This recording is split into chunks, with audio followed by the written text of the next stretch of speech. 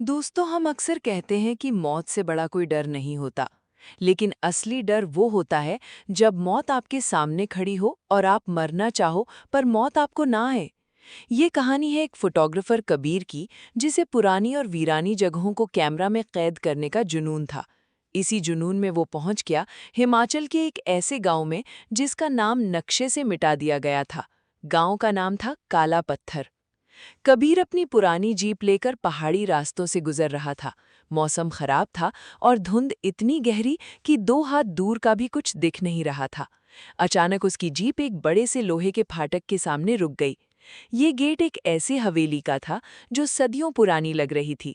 हवेली की दीवारों पर काली काई जमी थी और वहां से ऐसी बदबू आ रही थी जैसे कोई चीज बरसों से सड़ रही हो। कबीर ने सोचा कि रात गुजारने के लिए ये जगह सही है। उसने गेट खोला। चुर्र!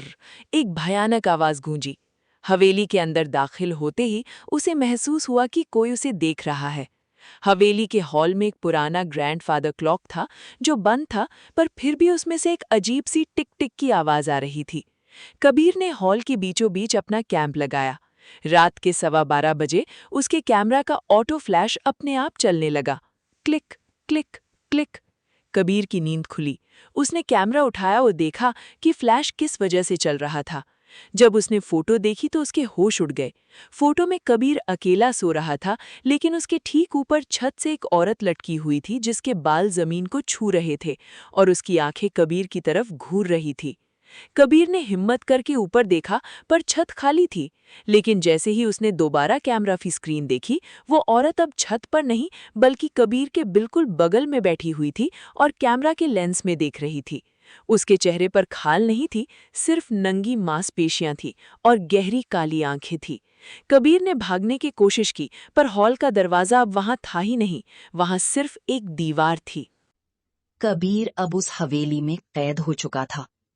उसने हर तरफ दरवाजा ढूंढा, पर हवेली के रास्ते हर पल बदल रहे थे। वो जितना भागता, वापस उसी हॉल में पहुंच जाता जहां वो ग्रैंडफादर क्लॉक टिक टिक कर रही थी। अचानक हवेली में एक लोरी गूंजने लगी। लल्ला लल्ला लोरी, दूध की कटोरी। पर ये आवाज किसी मां की नहीं थी। ये किसी सड़ी हुई लाश की फुफकार जैसी थी। कबीर ने देखा कि हॉल के कोने में एक पुराना झूला अपने आप हिल रहा है। झूले के पास वही औरत खड़ी थी जिसे उसने कैमरा में देखा था। उसने काली साड़ी पहनी थी, पर उसकी साड़ी से खून टपक रहा था। वो धीरे से कबीर की तरफ मुड़ी और बोली, तुमने मेरी फोटो ली, अब मुझे तुम्हारी आंखें चाहिए। कबीर ने एक डंडा उठाया और उस पर हमला करने की कोशिश की, लेकिन उसका डंडा उस औरत के शरीर के आर पार निकल गया, जैसे वो सिर्फ धुआं हो। उस औरत ने कबीर का गला पकड़ा। उसका हाथ इतना ठंडा था कि कबीर को लगा उसका खून जम गया है। कबीर को याद आया कि उसके बैग में एक पुरानी माचिस है। उसने माचिस जलाई और उस औरत के चेहरे के सामने की। आग देखते ही वो औरत पीछे हटी और भयानक ढंग से चीखने लगी।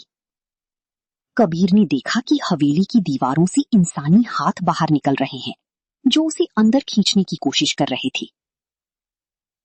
कबीर भागते हुए एक पुराने कमरे में घुसा, जहां बहुत सारे आईने लगे थे। उसने आईने में देखा कि उसके पीछे सिर्फ एक औरत नहीं, बल्कि हजारों लोग खड़े थे। वो सब मुसाफिर जो कभी इस हवेली में रास्ता भटक कर आए थे और कभी वापस नहीं गए। उन सब की आंखें निकाली गई थीं। कबीर ने एक बड़ा पत्थर उठाया और उन आईनों को तोड़ना शुरू किया। जैसे ही आईना टूटा, हवेली हिलने लगी और एक तेज रोशनी हुई। अगली सुबह गांव के लोग हवेली के पास से गुजरे। उन्होंने देखा कि हवेली के बाहर कबीर की जीप खड़ी है, पर वो पूरी तरह जली हुई है। कबीर का कोई निशान नहीं था। गांव के एक बुजुर्ग ने बताया कि उस हवेली में सियाह चुड़ैल रहती है, जो हर 50 साल में एक शिकार ढूंढती है ताकि वो जिंदा रह